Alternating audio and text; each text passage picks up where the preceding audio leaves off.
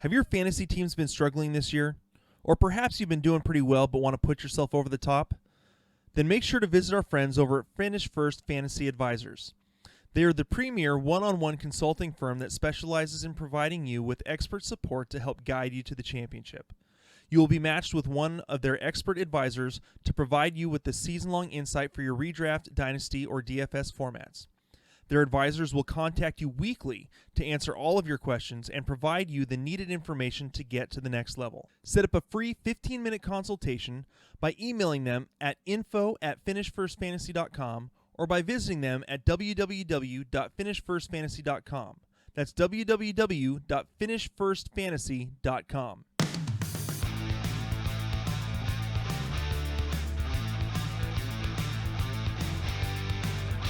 Hello and welcome to another episode of the SkullKing Sports Fantasy Football Podcast. My name is Ryan Skullroot, together with Mr. CJ Krause. How's it going, CJ? Going really well, man. Just finished watching up probably the game of the year, in my opinion, of the Browns versus the Ravens. So pretty hype off that one. So excited to talk about some football after that. It's playoff time. We're down. This is, well, for all regular leagues that should be conducted this way, it is semifinals week now. Yep. If you have a league that plays in week 17, you don't need that kind of negativity in your life. Now I will say this. I do have a brother that plays in a league that plays week 17. However, it's a 2-week final. So every week is a single week, and then it's week 16 and week 17 combined for the final. Yeah, I would still petition to get that down to a 15-16 final personally, because that week 17 is just such a crapshoot with all the backups playing. Correct. Not knowing who you got. Your team is built. You have everything you want there, everything you're going to use, and then week 17 they sit half your starters because that team's made the playoffs. Yeah. So we are in semifinals week. I have one team of 5 in the semifinals.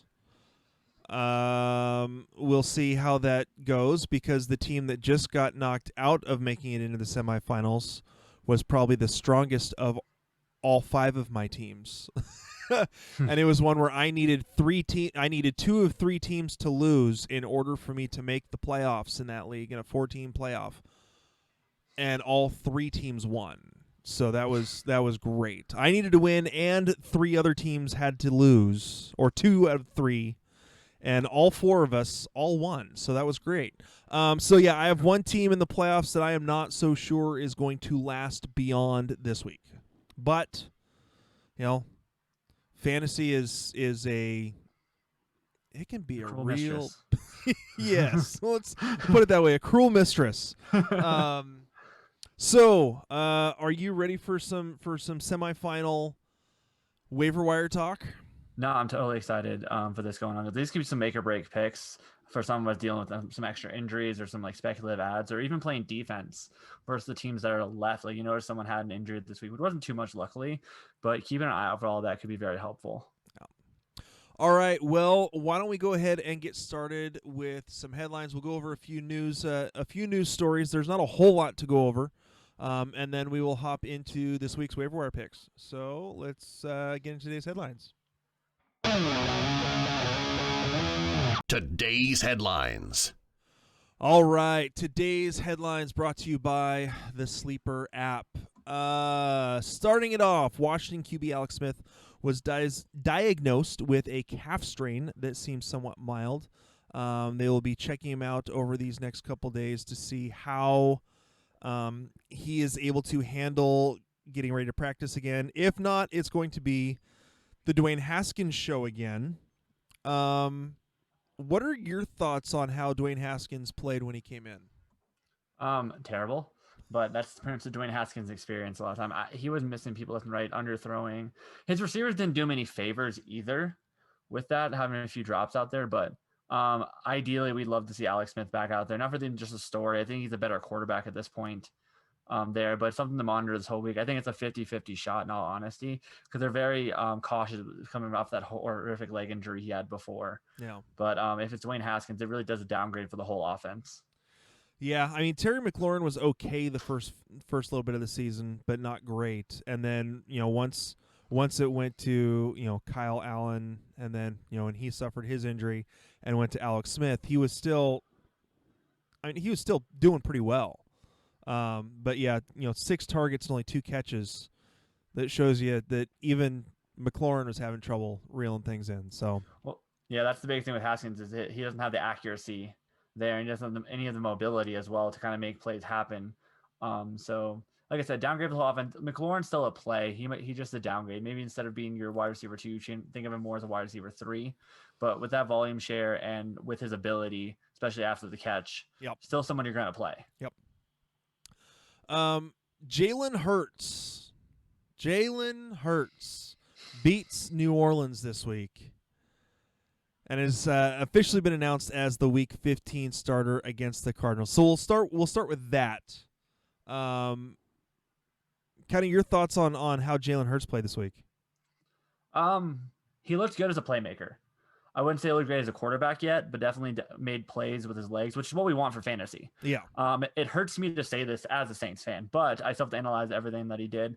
He had some good plays, good passes. He had some really bad passes, but that's, again, that rookie going through. But he did a lot with his legs. I believe he had more carries than Miles Sanders with 18 carries there. So definitely something to keep an eye on. Definitely great for fantasy. Yeah. And a potential play going in the next week. Still a little bit of a risky play because I don't know how long his leash is if he does have a bad game. But if he still plays like this, I would not be too afraid to start playing him against the Cardinals this week. I saw. What was it? One of the things I saw on Twitter was Jalen Hurts is what everyone wants Taysom Hill to be. I can agree with that.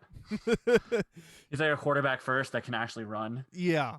I mean, yes, but so I wanted to throw that in there. I thought that was a great comment. So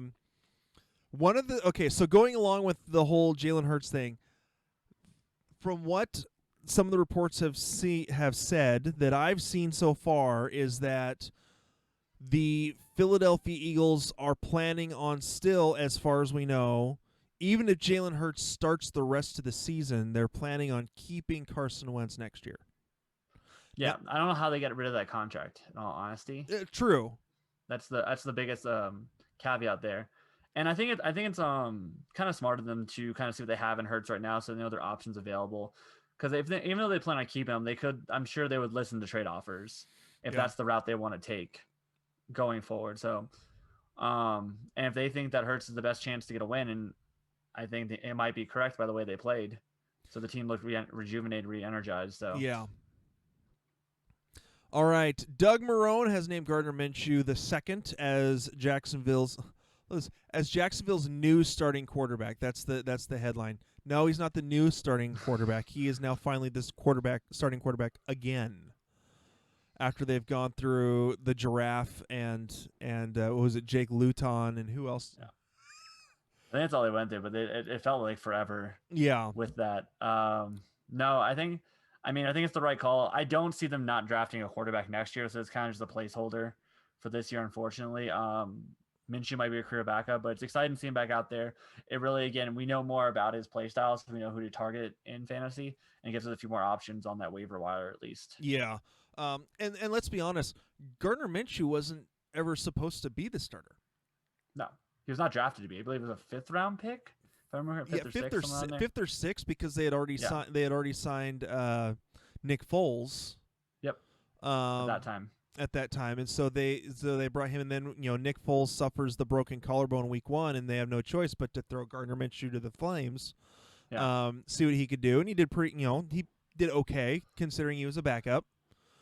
He did it above expectation. Yeah. I think he's gonna be one of those players that's like a career backup around the league, and he's never one that you always want to throw in because we can play football. Is Gardner Minshew going to turn into the next generation Ryan Fitzpatrick, who does great as a backup quarterback, coming in and playing for like a few weeks, and then he gets a start, and then he'll get dropped, become a starter, sign as a starter somewhere, suck, and then get dropped again, and become a backup, and then come in as a backup again. I mean, is that kind of the thing that sounds like Gardner Minshew may become? I mean, I think so. Honestly, he's got that Ryan Fitzpatrick energy too. He does. You know, I mean, he's got the swagger about him to have that with the short shorts and the handlebar mustache, and yeah, he's definitely got a market for himself out there. So earn that contract, man, where you can and play for it. But yeah, I think he's a career backup, which is again great to have for the NFL. Like we've seen players like Andy Dalton come in, who was a backup this year. We've seen Teddy Bridgewater work his way back up into a starting role in the future. We've seen the backups matter, especially in the NFL. So he's definitely one of those players I think is going to have that going forward. And he's never going to be someone I'm like, it's going to be good for fantasy when he plays. Too. Yeah. Lions quarterback Matthew Stafford's status is in doubt for Sunday against the Titans, but he hasn't been ruled out yet. According to Tom Pelissero, Stafford has toughened his play through a lot, but he was in a ton of pain last night after his rib injury. Chase Daniel would step in. It's not looking good for Stafford to play this next week against the Titans, which is a shame because the Titans' defense gives up a lot of points. And I don't know if I necessarily trust. I mean, I still think that Chase Daniel could be serviceable. I just don't necessarily think that it's going to be. It's still going to be a little bit of a downgrade for most of the offensive weapons, I believe, for Detroit if Stafford's not playing. Yeah, I agree with that. I don't think it's too much of a downgrade for a player like Hawkinson, who kind of makes his work in like the middle of the field. True. Somewhat like a big body target. And Chase Daniel is again one of those good backups that's been around the league for a very long time. He's good to have as that guy. And they paid him a lot of money to be that backup. And the Titans secondary is very, very vulnerable to all positions on the field. So I still would if you need a flex, Marvin Jones is still a playable option out there. We still don't know what's up with Kenny Golladay, that offense. And then I would say might upgrade Swift a little bit for the short yardage passing work. So, but maybe probably sit him around the same. Well, who knows? AP may get a ton of work too.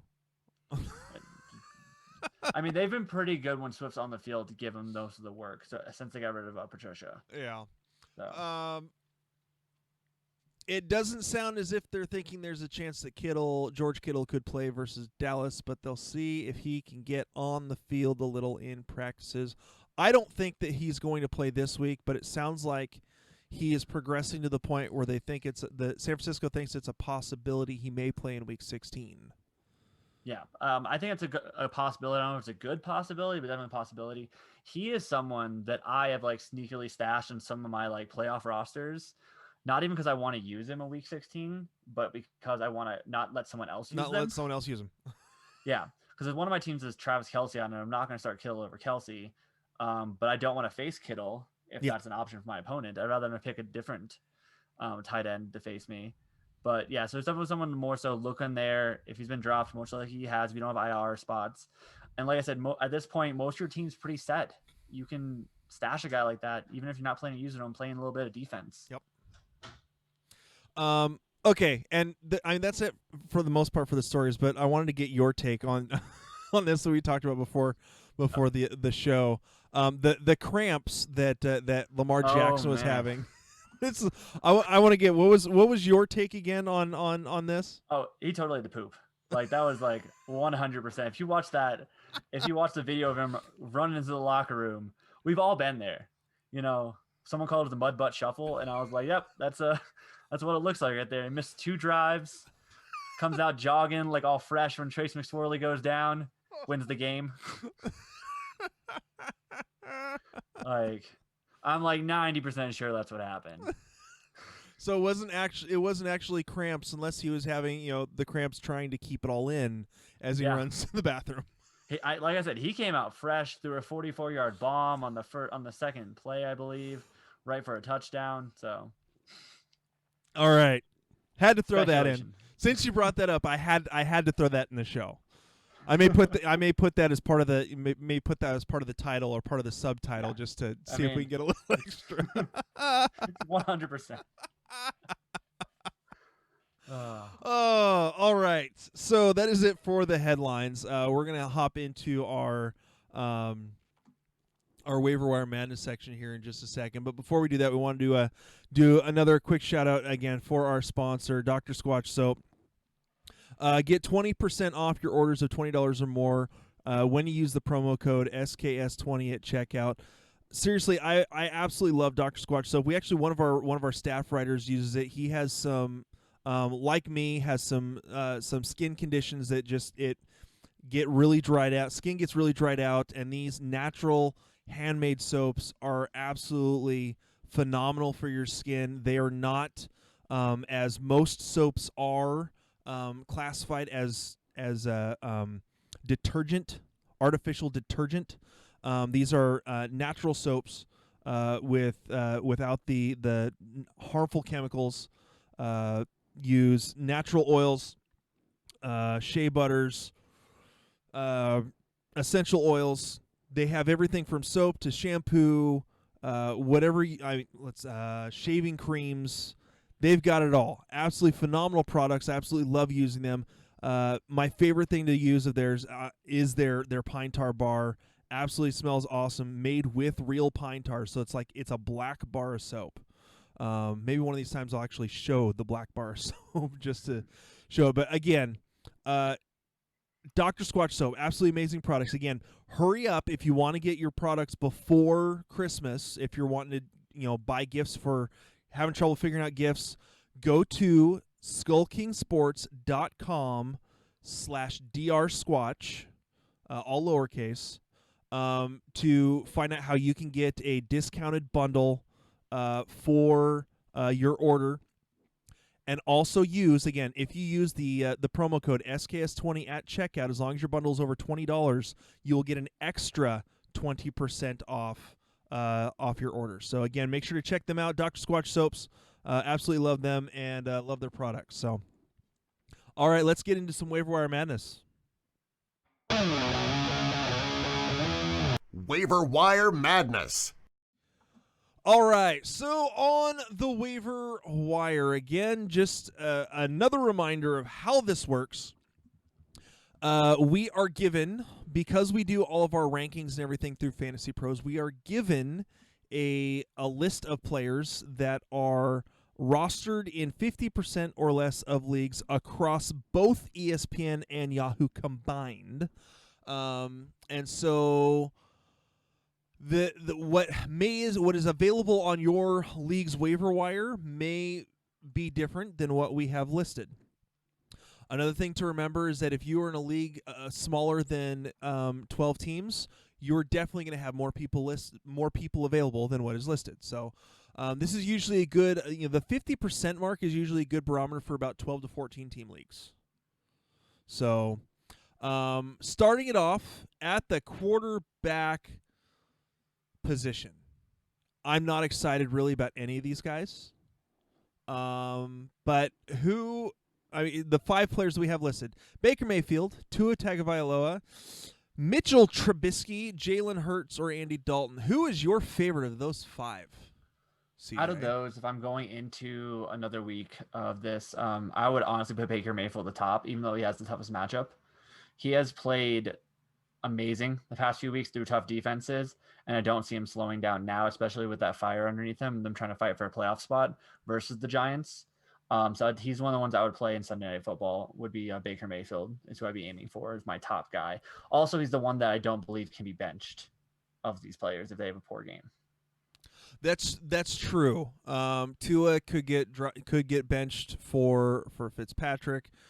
Trubisky could get benched for Foles. I think that the matchup is definitely favorable going against Minnesota. Yeah, no, I agree.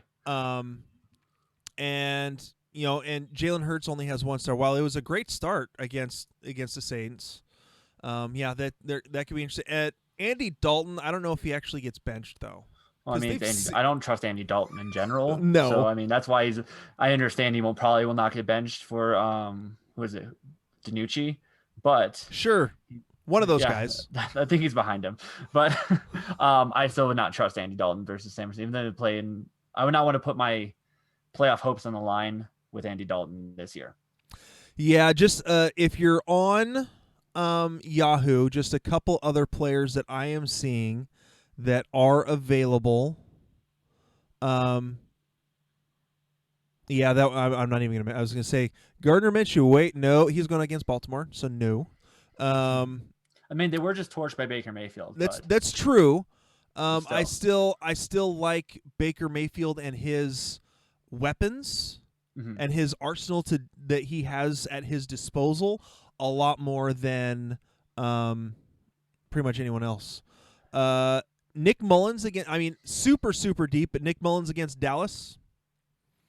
I still would not play that matchup. I think the only two I would consider would be Baker or Jalen Hurts, and more so Jalen Hurts because of the ceiling he has. So if I'm an underdog, like I'm the 6th seed and I snuck in here, I'm facing the 1 seed, I might lean more to Jalen Hurts because of that running ability to be able to get there. Okay. The only other person that I think is a possibility, that is an actual real possibility to use, would be in Yahoo, rostered in 41% of leagues, is Phillip Rivers going against Houston. No, that would definitely be a good. That's a possibility. Potential. Yeah, he's been playing very well, even through his injuries. Him and T.Y. Hilton are finally getting a connection there, so he would definitely someone I would consider as well on that same Baker Mayfield level. Someone that's not going to be benched. I would probably put above Baker in all honesty because of the matchup. Yeah. There. If Again, I need confidence. I need a start. Yeah. Again, he's probably not on the list due to how much he's probably rostered in ESPN leagues. So again, it's at that 41% on Yahoo. So, all right, moving on to the running back position. Who are you really interested in for? Not that there's a whole lot to choose from, but who are you interested in for this week on our list of players? I've got 3 primarily interested players that I would consider if I was desperate. Gus Edwards is my top. After the way he played tonight, he's getting a lot of goal line work. He looks hot, and he's got a really good matchup versus Jacksonville coming in the next week. The other one would be Jeff Wilson. Again, he's the goal line player for San Francisco. I might put him above depending on what we hear from about Mostert going in this next week, and left with an injury. And they've got a good matchup versus Dallas. And a deep play is Lynn Bowden Jr., who I believe saw 7 targets this past week. So that's someone to aim for in a PPR league.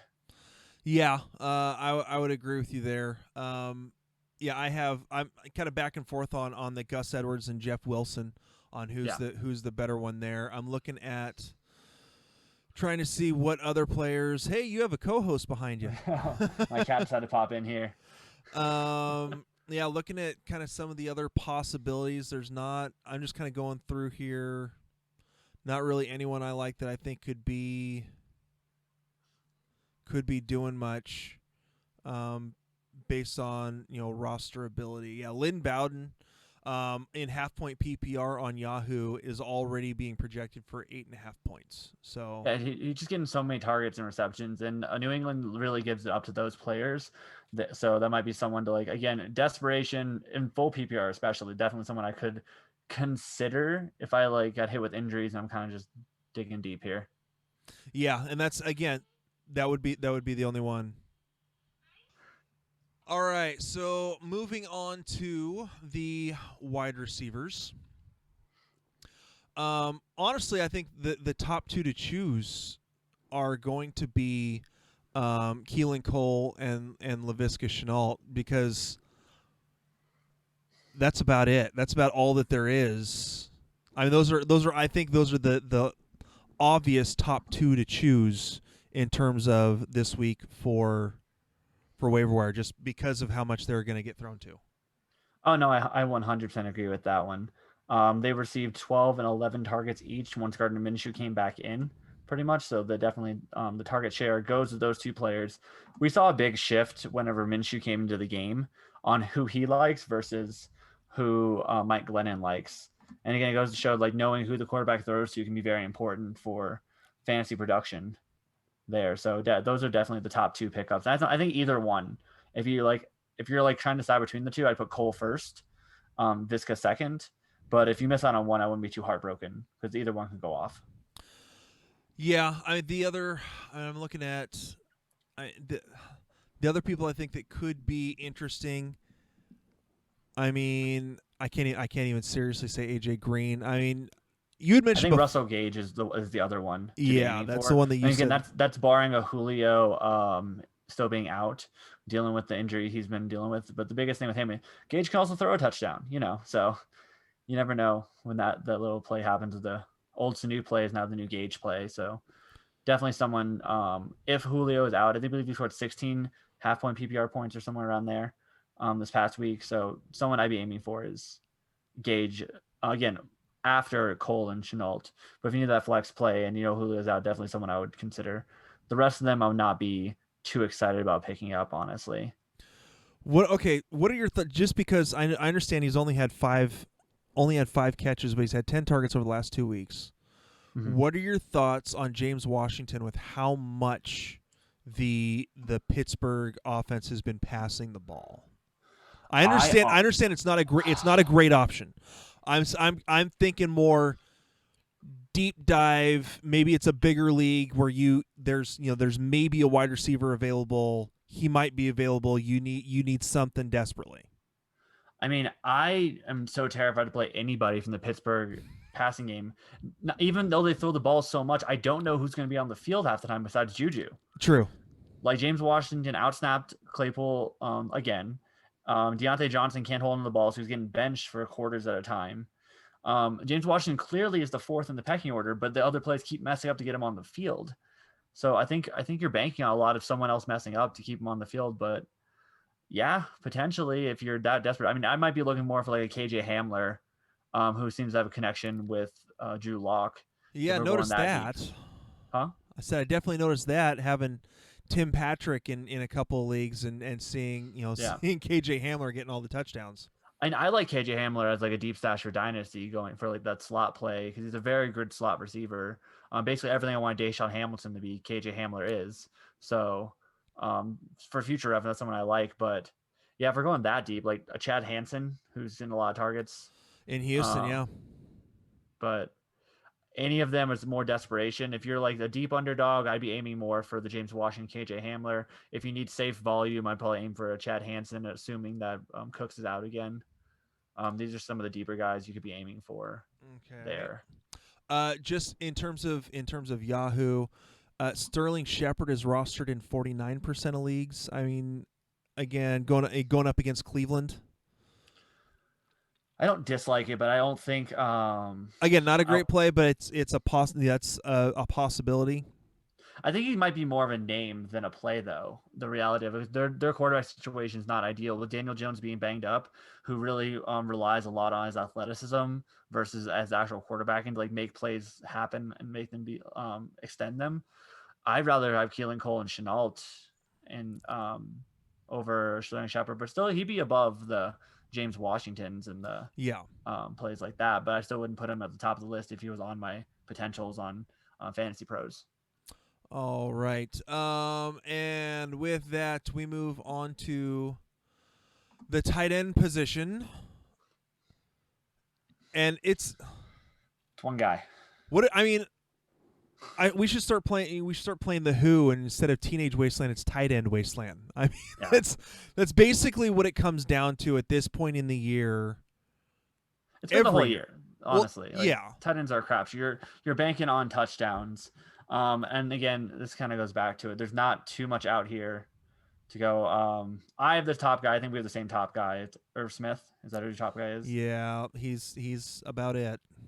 Yeah, I mean, there was a huge Cole Kmet train this past week. Like, everyone was super excited about Cole Kmet. I didn't see it. I had him at like tight end 22, but everyone was like, "Oh, he has all the ability to be tight end 1." I'm like, he does, but he also has Mitch Trubisky on the ball, and he's still dealing with the Jimmy Graham problem. Yep.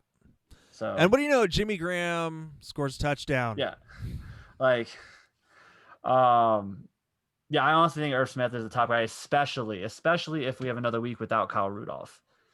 Because when that's consolidated to one tight end, it the red zone targets just go to him. Yeah. Him and Thielen are the two guys. Yeah, I agree with you there. I think that there, like we said, there's not a whole lot to choose from here. The deepest of play is Dan Arnold, and that's just because he's been hot catching touchdowns. Yeah, recently. but then is that just chasing points because he just so happened to be on a streak? I mean, again, this is talking about the deepest of plays. Let's say Irv Smith's already rostered, even though he's only 4.7% owned. He might be rostered in your league, and you need somebody else to choose from.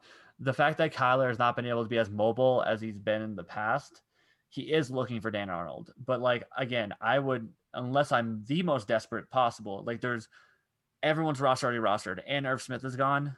That might be the deepest of plays if you need somebody else. Okay. Again, going up against Dallas, Jordan Reed has had, was it 12, 21 targets over his last 4 games. I mean, would you consider that? I mean, what he's rostered in about 19% of leagues across Yahoo and ESPN. Do you think that would be, if Irv Smith is gone? Well, Irv Smith won't be gone. Rostered in 4.7% of leagues. Yeah, so I mean, but if you're in that 4.7, yeah, I would Yeah. definitely say Irv is above him. But you're just pressing your luck anytime with these tight ends. In all honesty, like I can't be mad if you decide that's your guy you want to stick to over someone else we're talking about. In all reality, shoot your shot with these and hope for the best because you're aiming for touchdowns. But the best thing I can recommend with this is look for a high over under and go with that one. All righty. Real quick, before we finish this off, I want to remind everyone that in Week 15 and in Week 16, there are Saturday games. I have screwed that up before to one, and luckily it didn't cost me the championship. I had a Week 16 where, for the fun of it, I put a certain player in my flex spot to mess with the other guy's head, and then forgot he played on Saturday and didn't change him out. Luckily, I got lucky, and he had what was it? He had Andrew Luck, who scored like 2 points and got pulled in the halfway through the second quarter for Matt Hasselbeck, and I ended up winning the championship by 1.5 points. So, but the main thing is don't try to stick to luck. Don't try to stick to luck. Yeah. So again, there are Thursday game or there's Saturday games. So this week in Week 15, the Buffalo Bills and the Broncos play on Saturday, as well as the Panthers and Packers. So please be aware of that. I think officially with these Saturday games is kind of a fun fact. This is the first year we've had a football game on every day of the week. Yeah, because Sometime during the year. we've had a Tuesday game and a Wednesday game. Yep, this is the first time in NFL history we've had a football game sometime on every day of the week. Thanks, so it's just thanks, COVID. Just a little fun fact for everyone going. Yeah, but this week we have a Thursday game. We have 2 Saturday games, Sunday, Monday. So we've got a lot of football ahead of us. And then just because we are not sure if we are going to have an episode next week. I will be out of town, and I don't know if my computer can handle recording the show, but we will try to do an episode next week for championship week.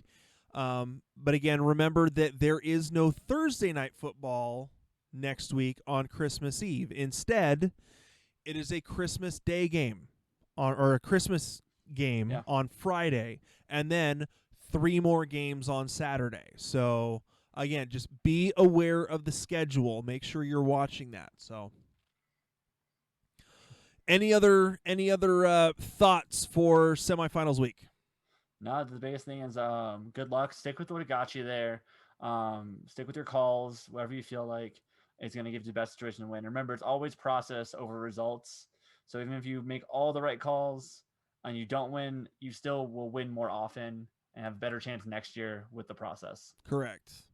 That's, again, I try to live by do what you think is the right way to go for fantasy football. I don't always, in life that there's some fantasy football here. Fantasy football. Make your picks. Stick to your guts. Stick to your guns. If you win, you win. You lose, you lose. like CJ said, if you have a process, go through your process. Your process is going to be right more often than it's wrong. So, I mean, it got you this far. The worst thing you do is like that second guess where you divvy from it during 1 week because you heard something that you didn't agree with and you stuck with it. I think you'll be more mad at yourself that way than if you did the thing that got you here and you end up losing because something happened. So. Yep, and I will give an example from my past on that, just so you guys all I had a week. I had one. What was it? I was playing in the semifinals, and it was Danny Woodhead had been struggling for like 3 or 4 weeks in a row. I'd had him as my running back too, and I decided to sit him. And I can't remember who it was who was playing behind Mark Ingram for the Saints. No, and Ingram had been out for like 5 weeks, and this guy, his backup had been scoring pretty well. You may remember who it was. I can't remember Mark Ingram when he was playing with the Saints. It was 4 or 5 years ago. Okay. And so I decided, you know what? I'm going to play. He's been solid. He has a good matchup. I'm going to play him over Danny Woodhead. And on the first series of the game for the Chargers, Melvin Gordon goes out, and Danny Woodhead scores 4 touchdowns, and I lose by 2 point and a half. Was it Tim Hightower? It was Tim Hightower. Yep. Yeah, Tim Hightower. I'm like racking my brain here. I'm like, how did it be Tim Hightower? And in that game, Tim Hightower had 3 touchdowns called back on holding penalties at the 1 yard line. 3 different times in that game had a touchdown called back, and ended up being they ended up having to kick a field goal, or in one case they ended up throwing a touchdown to Jimmy Graham or something. As like that's how